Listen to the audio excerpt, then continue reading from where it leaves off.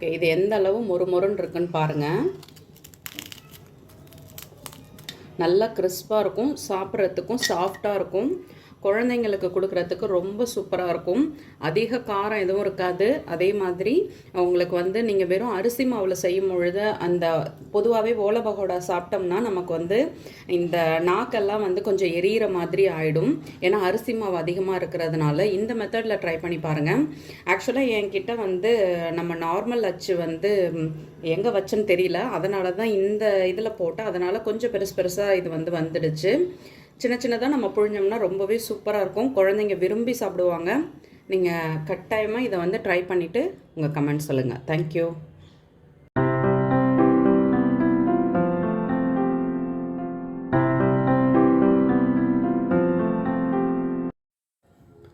Hello, hi, welcome to Kokila's kitchen. இன்றைக்கி நம்ம கிச்சனில் ஒரு சிம்பிளான ரிப்பன் பகோடா எப்படி செய்கிறதுன்னு பார்க்கலாம். 1 கப் அளவு பச்சரிசி மாவு, 1/2 கப் அளவு பொட்டுக்கடலை மாவு,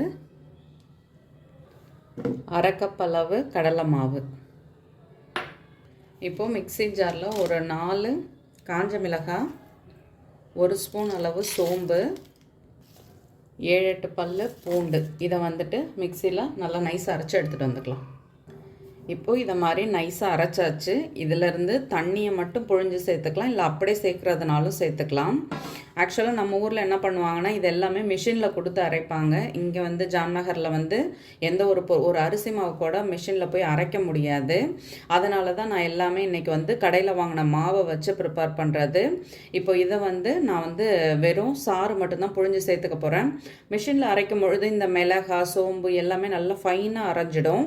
நம்ம வந்து புழியும் பொழுது நமக்கு எந்த ஒரு இதுவும் டிஸ்டர்பன்ஸும் இருக்காது.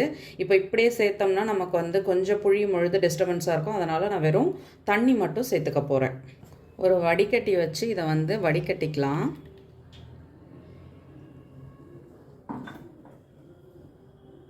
இப்போ இதிலேயே தேவையான அளவு பெருங்காயத்தூள், உப்பு சேர்த்துக்கலாம். நான் வந்து சால்ட் பட்டர் தான் ஆட் பண்ண போகிறேன், அதனால் உப்பு வந்து கம்மியாக தான் சேர்த்துருக்கேன். தேவைன்னா நமக்கு வந்து தண்ணி வேணும்னா நம்ம வந்து நார்மல் வாட்டர் சேர்த்துக்கலாம். இப்போதைக்கு இதை வச்சு நம்ம வந்து ரெடி பண்ணிக்கணும். இப்போ இதை வந்து நல்லா கலந்து விட்டாச்சு. நம்ம வந்து மாவில் வந்து சேர்த்துக்கலாம். ஃபஸ்ட்டு மாவை நல்லா மிக்ஸ் பண்ணிக்கலாம்.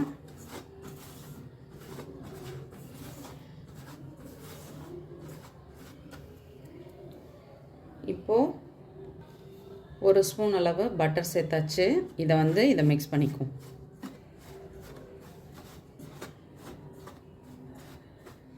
இப்போது நம்ம மிக்ஸ் பண்ணி எடுத்து வச்சுருக்க இந்த தண்ணியை வந்து இதில் கொஞ்சம் கொஞ்சமாக விட்டு பிசைஞ்சிக்கலாம்.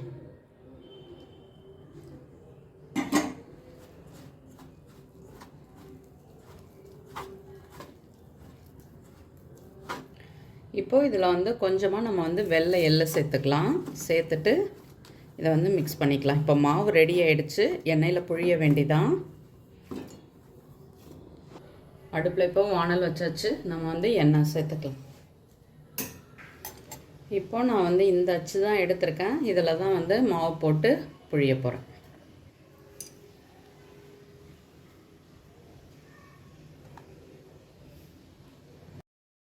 இப்போது எண்ணெய் வந்து நல்லா சூடாகிடுச்சு. நம்ம வந்து டைரெக்டாக அப்படியே எண்ணெயில் புழிஞ்சு விட்டுக்கலாம். பொறுமையாக கொஞ்சம் கொஞ்சமாக மாவு சேர்த்துக்கிட்டோம்னா நம்ம வந்து தாராளமாக அது வேகும். நிறைய மாவு எடுத்துட்டோம்னா ஒரே இதில் புழிஞ்சிடலான்னு சொல்லி புழிஞ்சோம்னா அப்புறம் அது வந்து சரியாக வேகாது. அது வேகிறதுக்கு சரியாக உங்களுக்கு வந்து வராது.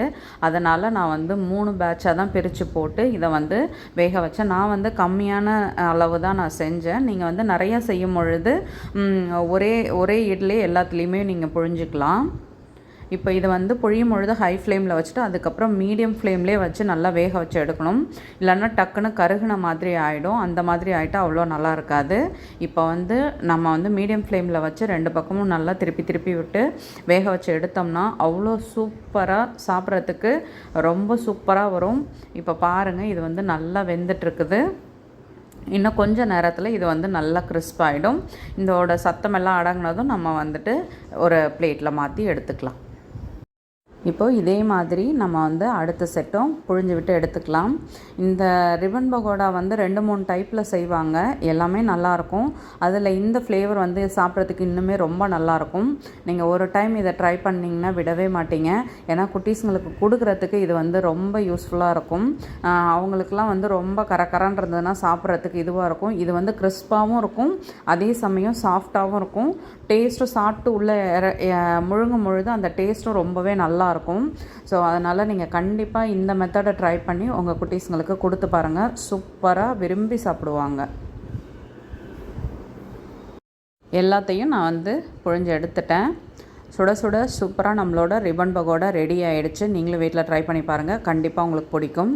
வீடியோ பிடிச்சா லைக் பண்ணுங்கள். என்னோடய வீடியோ உங்களுக்கு யூஸ்ஃபுல்லாக இருந்தால் சப்ஸ்கிரைப் பண்ணிக்கோங்க. மறக்காமல் செஞ்சு பார்த்துட்டு உங்கள் கமெண்ட் சொல்லுங்கள். தேங்க்யூ.